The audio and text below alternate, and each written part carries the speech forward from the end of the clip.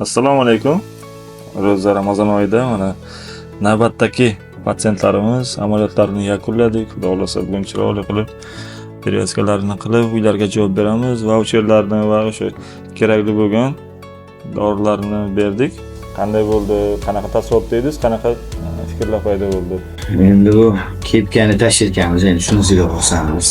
Sharoitlar yaxshi, xodimlarni nima deydi, sinovlarga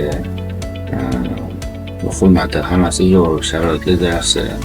Zo'r Toshkentdan keldik. Sababi ko'p, menda ochig'ini aytganda, sababi Toshkentni ko'pini ko'rdik, ko'nglimiz chopmadi, o'shaning uchun mana Buxoroga ham yetib keldik. Shuni ma'qul ko'rdik.